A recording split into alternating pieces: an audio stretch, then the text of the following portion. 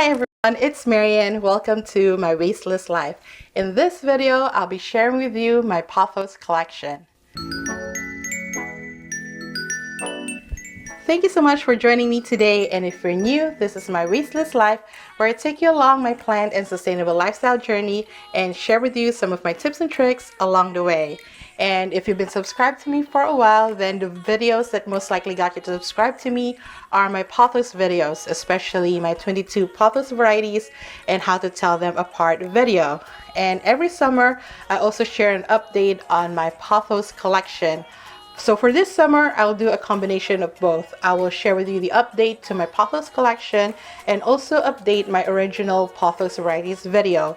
Since making that video, I have acquired so many more varieties of pothos, have increased my knowledge on the pothos plants that I even wrote a book about it, The Ultimate Guide to Pothos Plants, which is available in paperback and Kindle on Amazon and in PDF version on Etsy. And I'm currently having an ebook sale right now for my birthday, so check the video description for the link.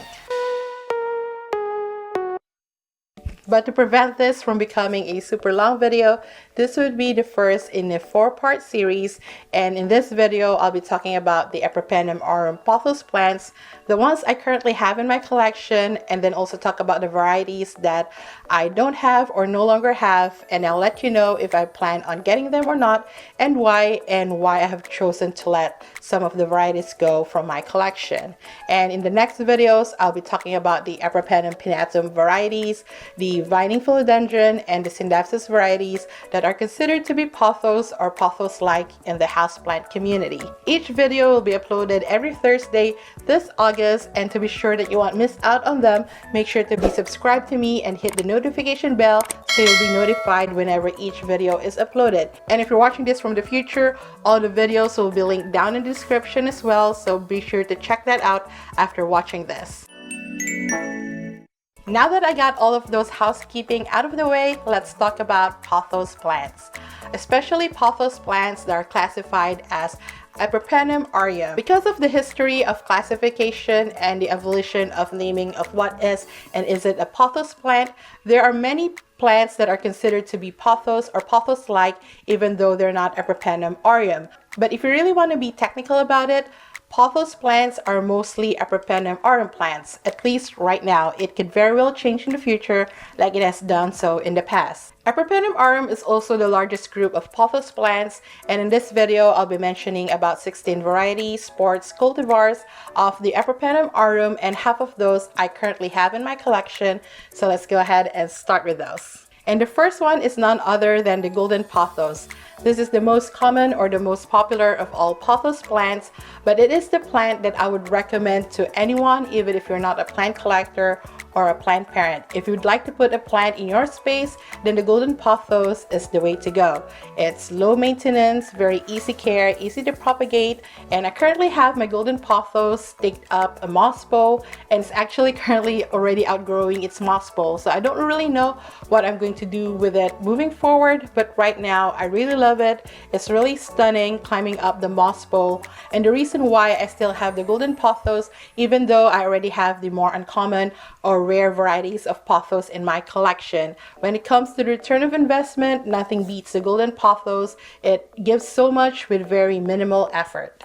Then there's the jade pothos, which is not a sport of the golden pothos, but it's basically the golden pothos without any variegation at all. And it's often mistaken for the golden pothos, but at least in my experience, it's actually very hard to find jade pothos in any garden centers or nursery.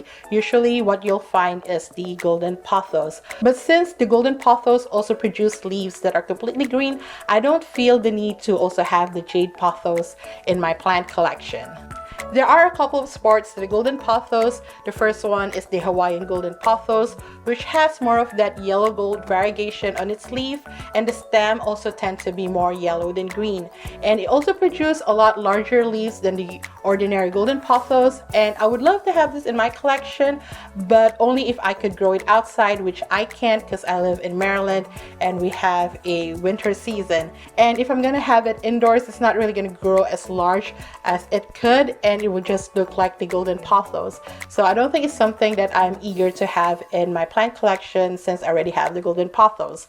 And the next part of the golden pothos is the Gisenia pothos, which to me actually looks like a reverted marble queen pothos, but instead of the albo variegation or the green and white variegation, it has a green on green, very mosaic, blurred type of variegation. And even though this is considered or currently considered as a rare or uncommon type of pothos plant, I'm not very eager to have this in my plant collection as well, because as mentioned, it does look like a reverted marble queen to me. Next in my pothos collection is the Snow Queen pothos. And what differentiates the Snow Queen pothos from a marble queen pothos is that the Snow Queen has mostly white leaves with green splashes on them, while the marble queen pothos, while it also has that albo variegation, the variegation pattern is a little bit more inconsistent, while with the Snow Queen it's more uniform and the stems also tend to be wider. The marble queen can also produce leaves that are green or half green, while most of the leaves on the plant is variegated. The marble queen pothos is actually the pothos plant that got me started into collecting pothos plants, but it's also the plant that gave me the most trouble with root rot and not really growing too fast or as fast as my other pothos plants. So when I started to have more variegated pothos plants in my plant collection, I let go of my marble queen pothos plant. I gave it away to one of my neighbors, and it's a common enough plant that if I want it back in my collection, I could easily purchase it in a garden center or in any nursery. But right now I'm content with just having this Snow Queen pothos, which also gives the same vibe as a marble queen pothos. And next in my pothos Epipremnum aurum collection is the neon pothos, and this is currently my favorite pothos in my collection, at least among the Epipremnum aurum, because of the pop of chartreuse or neon color it gives, but it also has the same return of investment as a golden pothos. When it needs water, the leaves would wilt a little bit, so I never have to guess, and it grows fast but not too fast, and it maintains its bushiness without me having to do really much except pruning it every now and then. And I also never had any issues with it when it comes to root rot, unlike with my other pothos plants. The neon pothos also have a variegated version where it produces leaves that have a darker green variegation on it. And what I have is a regular neon pothos, but as you can see, it would produce that variegated leaf every now and then. But I believe a neon pothos that consistently produces variegated leaves have popped up in the market in the last couple of years. The next one is the Pearls and Jade pothos. In my original pothos varieties video, I called it a hybrid between the Enjoy and Marble Queen pothos, and I quickly got corrected because there's no such thing as a hybrid pothos. Pothos plants lack the gene to produce flowers, so it's impossible to have a hybrid of it because it cannot cross-pollinate. And seriously, pothos plants would have died out a long time ago if we don't propagate them so often, and because they propagate so easily, even in the wild, they are considered invasive in many places. But otherwise, pothos plants would have died out a long time ago because they don't have the ability to reproduce like other plants, since they don't have the gene to produce flowers or fruits. So the Pearls and Jade pothos, like with many varieties of the pothos plants, especially the variegated ones, are a result of a mutation, whether it occurred naturally or in a lab. And there are two other forms that is very similar to the Pearls and Jade pothos. One is the Enjoy pothos, which only has the green and white variegation in it, and the white part is often just purely white without any speckles of green or any other color on it.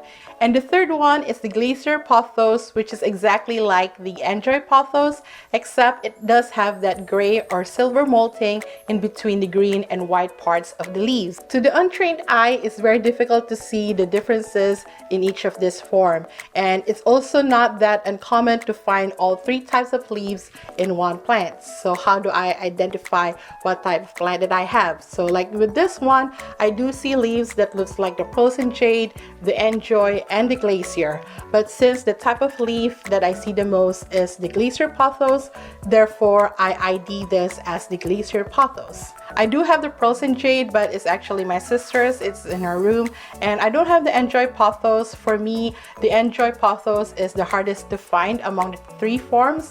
But right here is I have a propagation from a Glacier pothos, but these are mostly the leaves that only have the green and white variegation in them. So this is the closest that I have to and Enjoy Pothos. But as you can see, there's still leaves that has the green speckles on the white as well as the gray molting in between the green and white parts of the leaf. Speaking of pothos plants that are created in the lab, the Manjula pothos. This one was cultivated by University of Florida. So while most pothos varieties can trace their origin in the Pacific Islands, this one is from right down in Florida. This one is one of the newest cultivar of the pothos plant, and what differentiates it from the Marble Queen pothos or the Pearl St. Jade pothos is the shape of the leaves and the size of the leaves. So it has a more spade-like form instead of a heart-shaped narrow form, and the leaves also tend to be a little bit wavy and also grows a little bit larger than your average pothos. The way the variegation forms also follows the shape of the leaf is quite different from either the Pearl St. Jade or the Marble Queen pothos. The Manjula pothos also has a couple of unofficial sports. The first one is the Harlequin pothos. Hi, it's Marianne from a future video, just popping in because I saw a video from Jimmy Legends of Monstera recently where he toured someone else's collection that actually had Harlequin pothos. And how they differentiate the Harlequin from the Manjula is kind of like how I would differentiate the Pearl St. Jade pothos from an Enjoy pothos. So with the Pearl St. Jade pothos, there will be green speckles on the white variegation of the leaves, while the Enjoy pothos has a more sectoral green and white variegation, meaning there is no green speckles at all on the white parts of the leaf. So it will be the same for the Harlequin versus the Manjula pothos. With the Manjula pothos, as you can see in my plant right here, on the white parts of the leaves, you can still see some green speckles on it. And for the Harlequin pothos, it will just purely white. It wouldn't have any green speckles on it. So that's how you differentiate a Manjula versus a Harlequin pothos. And another unofficial sport of the Manjula pothos is the one that I currently have, and I shamelessly gave the common name of Marian pothos, is this one. So basically it is the Manjula pothos, but instead of the albo variegation, it has a green and green variegation. So if you look closely, you can see the green and green variegation on it. And whenever I show this in one of my videos, I always get a comment that it's actually a global green pothos or an emerald pothos. But what differentiates this from either the global green or the emerald pothos is this does have the green and green variegation like those two varieties have, but this one still maintains the characteristics of a Manjula pothos: the shape of the leaf, the size of the leaves, and the way the variegation appears on the leaves, even though it's just a green and green variegation. And the last Epipremnum aurum that I have in my pothos collection is also a new cultivar, newer than the Manjula pothos, is the emerald pothos. So this one I would describe basically as a reverted Enjoy pothos, but has the green on green variegation in it. With the emerald pothos, how you differentiate it from its counterpart, the global green pothos, is that the emerald pothos will have the darker green on the inside and the lighter green on the outside, while the global green would be the opposite. It would have the lighter green on the inside and the darker green on the outside or rim of the leaf. So it's kind of like the difference between a Hoya Crimson Queen and a Hoya Crimson Princess. So this is the emerald pothos, and side by side with the Marian pothos, I don't really feel the need to also add the global green in my collection since I already have this too. But again, if I could get it in a trade or get it for free, why not? But right now I'm satisfied with just having the emerald green pothos and the Marian pothos in my pothos collection. How many times I've said pothos in this video? If you can guess, please write it down in the comments. In my book, The Ultimate Guide to Pothos Plants, I talk about 4 more varieties of the pothos plant, which I don't have in my collection, and honestly, I don't even have pictures of it because I don't really know if they exist or still exist outside of scientific journals or literature. I just know that people have researched them or have documented them in those scientific journals, and they are reputable journals from reputable botanists and horticulturalists. So I take their word and included them in my book. But if you want to learn more about those and other varieties of the pothos plants, as well as learn how to properly take care of your pothos plants, successfully propagate them, and also troubleshoot some of the common issues like yellowing leaves, then go check out my book. It is available in paperback and in Kindle on Amazon and in PDF in Etsy. And as mentioned earlier, I do have a birthday sale going on, so do check down the description. I'm not sure yet if it's going on Etsy or Amazon or both, but check down the description to find out. It will be for $1.99 instead of the usual price of $2.99, and that would go on for the entire month of August. And also during the first week of me uploading this video, I might still have a couple of giveaways going on, so do check the description as well to see how you can enter those giveaways. And also check the description if you're watching this from the future for the next part of those videos on the Epipremnum pinnatum, which is the next one after this, and on the vining philodendrons and Scindapsus plants that are considered to be pothos or pothos-like in the houseplant community. But for now, this is it for this video. Thank you so much for watching. If you like it, please give me a thumbs up. And if you're new here, I hope you subscribe. I come up with houseplants and sustainable lifestyle videos every week. And if you haven't yet, check out those videos up here until my next one. But until then, I see you. I appreciate you. Take care of yourself and each other and have a plentiful day. Bye.